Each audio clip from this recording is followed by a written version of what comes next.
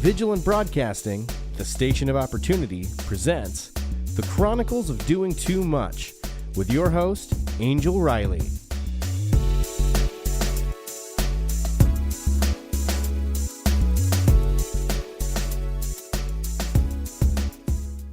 Good evening, and welcome to tonight's episode of the Chronicles of Doing Too Much. I am your host, the one and only Angel L. Riley, and I'm so excited to be here with you guys live back in my studio tonight off of the road, fresh off of the road just by a few hours, if I might say. But tonight's episode is a great follow-up to what we talked about on Monday night, when I talked about making that power move and when you're being pushed up against the wall and just being slapped out of nowhere with something. And this is just so real time, and we're going to actually walk through this journey and together as I tell you guys this story and as I'm able to release more and more details of everything that I have going on right now. But what I'm going to address is just what happened, like literally before I came on live, and just how you kind of feeling and dealing with your emotions. So we shared, and I talked about making a power move and when it was necessary, and how you have to listen to the voice of God and your spirituality to make sure that you're grounded and humbled and level-headed enough to make sure that you are there. But the one thing that I neglected to talk about, one thing that I failed to talk about on Monday night, which is a perfect sequence into tonight, is what does all of your emotion do to you? What does all of that emotion, when you're like, you have fear, you have anxiety, you have happiness, you have uncertainty, when you have a cloud of emotions around you that you may or may not be doing something that you really realize and recognize that you are doing because you're trying to get yourself together. And I'm having a transparent moment, and I date a guy who is great, fantastic, I thank God that, to put someone that is just such a great person in my life at this time in my life. But the thing is that I kind of took some of my emotion out unnecessarily. It was unwarranted towards this guy, and I had to check myself because it was actually my good girlfriend who brought it to my attention, and she said, Angel, what was that and why?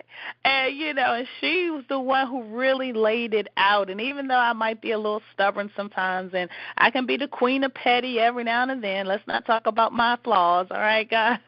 But it's just one of those things where she really, brought it to my attention.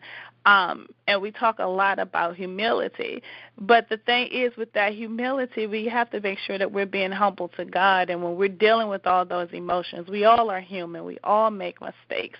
And you definitely don't want to put yourself in a situation where those who are the closest to you, those who are in your inner circle, we talked months ago about having that personal board of directors, that you are not utilizing them to the fullest, or you are breaking down your support network because you got to humble yourself and say, God, if I'm going to trust you, I'm going to trust you.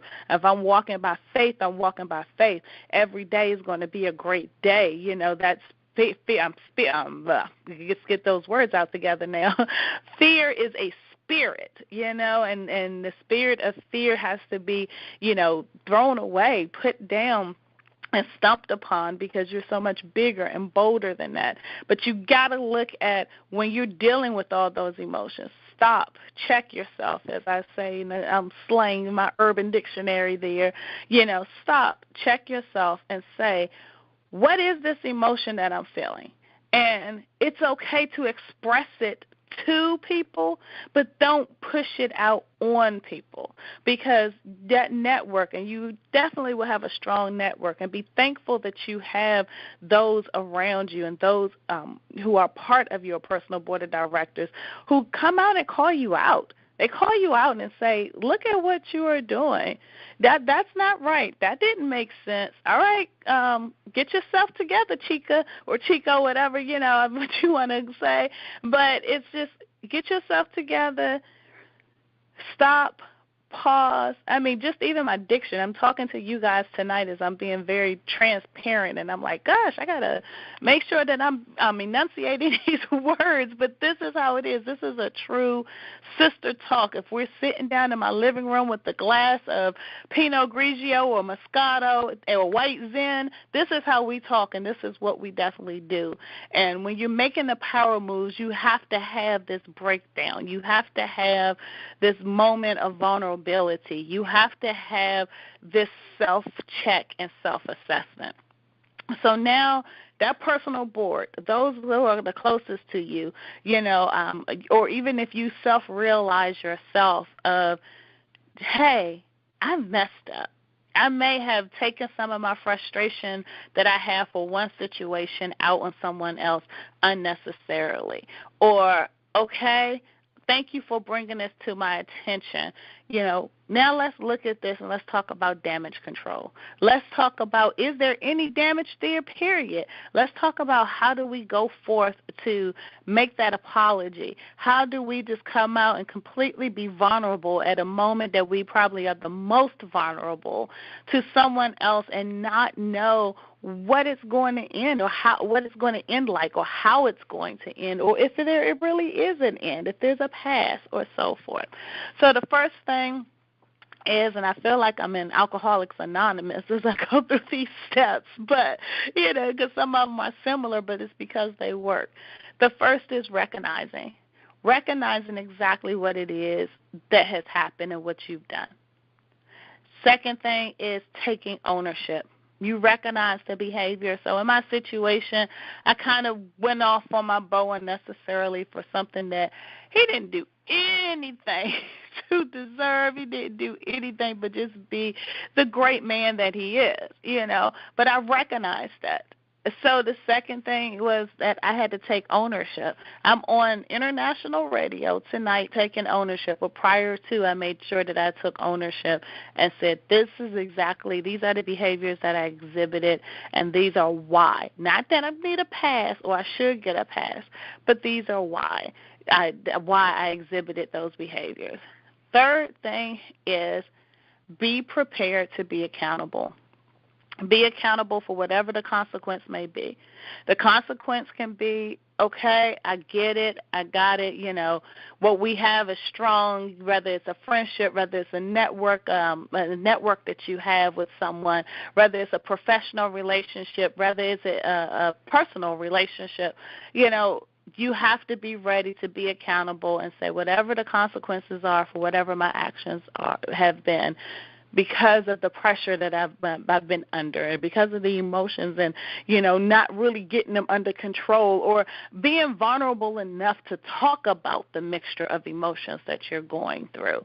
So just being accountable and saying, yes, I did it, and I'm ready to take on whatever the consequences that may be, may come along with it. The fourth step in this, and I'm only going to give you 4 steps, is corrective action. How are you going to correct it? All right? You've owned up to it. You've recognized it. You've taken ownership of it. You've been accountable for it. Now, what actions are you going to take? If it's something that's important to you, or something that, if we're looking at, let's take a job, for instance. If the job is important to you, if that's important to your livelihood, that, you depend on that 9 to 5 to pay your expenses, and you've done something there, where you're just like, okay, if I no longer have a job, then what am I doing to make sure that I get back there? Or if I do have a job, what am I doing to make sure that I'm earning that trust and respect of my colleagues or my managers or so forth again? So what is that action plan?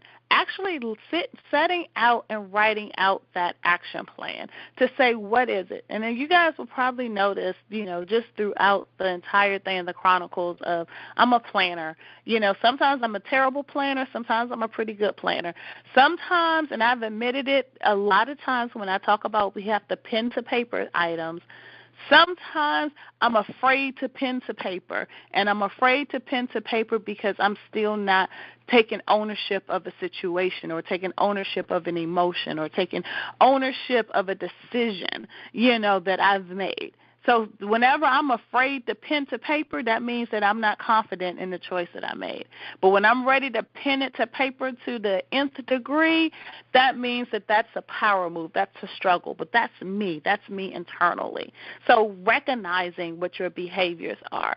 But you have to take that action plan. You have to pen it to paper. You have to put it out. If you don't pen it to paper, we talk about different techniques in my 9 to 5 about how we deal with certain situations. We deal with different techniques, and we actually follow this author, Mary Gentile, Gentile, and came up with these voicing our values techniques and stuff. And one of my favorite voicing our value techniques, that's 2 of them that are my favorite. One is talking to others, because others can always help you look at things in different perspectives, which goes into my second favorite technique, which is reframing the issue. So when you're making that action plan, you want to go ahead and use those 2 techniques. You're talking to those that are trusted, those who are in your inner circle. Even if it's if you've taken an action against someone that was in your inner circle, you have others there that you can go to and say, hey, this is what the situation is for me. How do I rectify it? How do I take action to take us back to that next level or to the level that we were before? Because I messed up. I've taken ownership.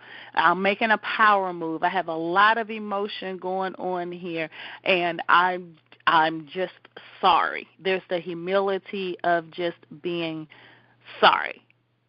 So that's part of the action plan. But then also, while you're looking at that action plan, while you're looking at, okay, we're getting all of these emotions together, you still have to be moving forward. You're making a power move. You're making a huge change to whatever your situation may be. We're living our best lives possible. So we've gone ahead and we've shown our growth. We've shown our relationship with God and our spirituality. We have prayed. The number one thing on every single action plan has to be pray. You have to pray about it. So we can talk to others. We can reframe the issue. But at the end of the day, we need to make sure that we've prayed about it. We need to make sure that you open that Bible, you read Scripture. We make sure if you need to meditate, just either listening to the Word or listening to praise and worship or just complete silence, whatever it is called for, make sure that that's part of that action plan, because you still have to move forward with making that power move. You still have to move forward to going to that next level. You still have to move forward in ensuring that you're living your best life possible. Gosh, that just sent chills right through my body. I love being able for these last 2 episodes to just be completely transparent, take you guys through completely in the moment, telling the story, sharing the situation with me, because it's powerful. It's growth. It's not only growth, it's healing, because someone else that's here listening to this show internationally, and I understand our ratings are continuing to increase. There's someone here that may be in the same situation or just had an aha moment and needed to hear this. So embrace those emotions that you're feeling. Once you embrace those emotions, make sure that you start embracing the steps and taking the steps to get past it. And if you've done anything where you may have damaged a relationship or tarnished, and 9 times out of 10, it's probably not even a damage to a relationship, because this is a lot to your integrity and your character when you step up and you admit that you're wrong. And when you have those who are close to you, those who are in your circle, and I have wanting to see you win just as much as you want to see them win, it's just a bump in the road, and it's called Relationship Dynamics 101, regardless of whom they are. So you have to definitely look at that. But remember, we're going to be accountable. We're going to, be ready and be prepared for whatever consequence that there may be, even if that means replacing someone in your circle, even if that means rebuilding a relationship, rebuilding a trust, and so forth. But then you make sure that you're implementing that action plan, because if you don't have that going on while you're in the midst of a power move, guys, there's no way that you're doing the right thing. You should be all over the place. That's why you have to have prayer. That's part of the saying of walk by faith and not by sight, because it's going to get hard. It's going to be a struggle. It's going to be something where you're just like, wow, what did I get into? You're going to question yourself. You're going to doubt yourself. But at the end of the day, you're going to say, I'm living my best life possible. So by me living my best life possible, this is the best thing I could have done. And by me having that spiritual grounding and that spirituality, God's going to be talking to you and leading you and guiding you all along the way. So at the end of the day, embrace it and know it and say, I'm not going to stop this journey. I have to keep going. I have to, recognize what roadblock I've just done and what roadblock I just stumbled upon, and then just recognize it, correct it, and then keep it on moving. Because at the end of the day, this is just the first of many roadblocks. And that first, when you're making the power move, is dealing with all of the emotion that come along with it. And let me tell you guys, so I'm going to talk a little bit about some of the emotions when I talk about how you kind of project it out onto other people incorrectly, how you have to have that person who's ready to check you, even if they're checking you in a sense of, look, let me tell you something. I have a variety of people in my circle. I have, the nice mellowed out and be like, okay, I'm going to tell you this because I love you. And then sometimes I have to come out and say it, but I can be very blunt and direct sometimes. So my circle knows that it's always out of love. If I'm saying it, I'm saying it because I love you. It's never to be ill of any ill intent. You have those, but then I have, I'm from a great neighborhood, all right? So I have those in my circle that's like, look, chick, let me tell you something. And they're going to cuss me up one side and cuss me down the other side, but I'm going to get the message, and I love them for it. So just make sure that you have those in your circle who's going to bring that to your attention, and that you recognize that you've seen humility, you've seen your spirituality, and you've taken the corrective action and you've been ready to be accountable and accept the consequences. So now we go into the emotions and what's driving the emotions. Emotion number one, fear. We are children of God. We learn fear is a spirit. You get that spirit, you put it down up under your feet. Knock it out. Just knock it out. You have to remember, when you do a power move and you know that you are being led to do that particular power move, no matter what it may be. It could be to take a new job. It can be to leave a job. It could be to relocate. It could be to leave a relationship. It could be to start a relationship. It could be about building a family. I mean, power moves come in so many different forms and fashions. And at every single time, there's the first emotion that you will feel is fear. And, I'm entering my early 40s, so I am into my early 40s, so let me stop portraying that lie. And, I don't have children. So there's a strong possibility by the time I start to have a family, if that's in God's plan for me, I may very likely be in my mid to late 40s, okay? Even at that prime age if I come and find out all of a sudden I'm going to be somebody's mama, I know I'm going to be overwhelmed with fear because I've never been anyone's mama. Now, I'm the best auntie in the world. Now we can go head to head about that. I'm the best auntie. I love my nieces and nephews, and they love me, But the thing is, but that's a different relationship than a mama. So family planning is a power move. So have that fear and embrace that fear.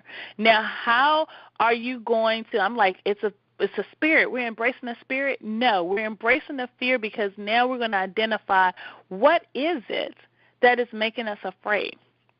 And so I have this goals journal, and as I'm going through this power move thing, I'm taking one task at a time. And I love this particular goals journal that I have. It says gold boss lady on the front of it. And this particular goals journal that I like is that it allows you to set up one goal at a time. Because when you have a whole lot of different things going on, you're going to struggle to make progress. So the first thing that it does is ask you, for this one goal, what is this one goal that you're trying to accomplish? And then you have to write out 4 steps that's going to help you get to that goal. So you have the goal, and now you have your action steps. Then it has you to write out what are some of the weaknesses, what are some of the threats, what are some of your behaviors that will prevent you from reaching that goal. Could it be procrastination? Could it be whatever? But when you write out those items that can stop you from reaching that goal as you're making that power move, those items are the things that you fear. So recognizing what is bringing on the emotion of fear and then start tackling them one by one. And then in the sex goals journal, once we write out the things that will stop us, that we feel that are a threat to us achieving this goal, now it talks about if you've done this before, if you had any similar situations with this, what do you need to do differently now? So if procrastination is one of the things that you feel that will stop you and that's your fear, sometimes transparent moment, sometimes I procrastinate if I'm uncertain about the success of something. Sometimes I have the fear of failure, and failure is the only way that you grow and move to the next level. So looking at that and writing that down and acknowledging that, and then saying, what can I do differently now to make this easier for me so I don't have to worry about that procrastination? Is it hiring someone to help me if I'm in that position or if that's comparable? Is it finding a support class that's complementary? Is it going to that personal board of directors? Is it something that is specific to my action? Do I need to automate something? Do I need to invest the hours to automate something? So that's going to be it. You have to, I want to say itemize, but itemize isn't the most appropriate word. You have to list out all of these elements. What is it? What's the main objective? What is the main thing I'm trying to accomplish? What are the steps that I'm going to do to get there to accomplish that? What are my threats? What are the things that I'm not able to do? What are those things that are going to prevent me? And how can I make this easier? And then let's start celebrating the milestones because I've laid everything out and I've conquered that emotion of fear, because the fear are sometimes just this is what we hear is fear, false evidence appearing real. Okay, that's what it is. So when you write all that stuff down and you sit and you recognize why you have that particular fear, you laugh. You're going to laugh at it because you're going to say, how did I make this so much about me and make this such a big thing when it wasn't necessary? So get that away. So we got that. We're writing things one at once. Second emotion that we're going to enter is just, I would say a little anxiety, a little anxious. Like, okay, I'm past all of this, and maybe this is just a subset of fear, but that little anxiety of, okay, I'm going to do this. I can do this. Oh, maybe I can't do this. Oh, what was I thinking? But I can do this. I can do this. That anxiety that you're doing while your mind is racing 100 miles an hour, that's when your personality kind of shifts towards people. Because you could be right in the midst of one of those anxiety moments when someone can just say something as lovely as hello, and then you bite their heads off. So get that anxiety under control. And just remember, key word and the one phrase that I've said, and I broke down and had to cry today. And I just had to say, I'm a child of God. Let me get rid of this stuff because God has me, and I know that he has spoken to me, and we are moving forward in this. So don't let anxiety get into the way of you, going to that next level and living that best life. If you don't have levels of anxiety, then you're not living your best life. All right? If you don't face that emotion of fear, you're not living your best life. We are humans. It is in our DNA. It is our nature to be afraid of something. It is our nature to have a little anxiety about things. And then the third emotion is the success emotion, I call it. It's that happiness. It's that excitement. It is what drove you to the point to make this power move. And that's where you have all of your positive affirmations. And if you really want to hear from me, that's excitement emotion, that emotion of just being proud and happy and joyous, that's the emotion that you need to feed the most. That's the emotion that you want to bring to front and center and the surface to the top. And the reason you want that with that particular emotion, because all of that fear that's holding you back and stifling your productivity and not allowing you to go where you have to go, that excitement is going to be what gets you to get that goals journal out and write that stuff down, because you're like, I'm doing this. I can do this. I'm successful. I'm a boss. I hustle hard. Whatever it is. I have theme songs, y'all. You come up in this house, you guys would think that this is like a 1970s music where everything you do, 1970s movie where everything you do has a theme song. I got a theme song for the upper level. I got a theme song for the lower level. I got a theme song for the middle level. I got a theme song for the car, and it's a mixture of gospel, ratchet trap music, and just a really good all-around folk music. So, it is though we don't discriminate over here. A good song and good lyrics are a good song and a good lyrics. But that's that joy. That's that excitement. That's what's going to really get you up and motivated. And if it's not a theme song, then I definitely have some of my favorite podcasts. And, I love to listen to Les Brown. That is one man that can motivate the bejesus out of somebody. To listen to his story, to listen to his motivation, to get you all hyped up, or Zig Ziglar, or, whomever that you, like to listen to. Get that all hyped up. Those are all your themes and everything that's around you. Put up some positive affirmations. Put up some scriptures where God promises are right there around you, where you know that he would never leave or forsake you and he will never fail you. But those are the things that you definitely want to do as you're going through all of those emotions. But let that emotion of excitement, that emotion of success, that emotion of joy and happiness take control. So I hope that tonight's episode really encourages you. And, it definitely has boosted my mood and my endorphins for tonight as we look at going into next week's episode as I continue to share this journey of a power move. So you guys have a fantastic rest of the week, and I will talk to you on Monday. Good night.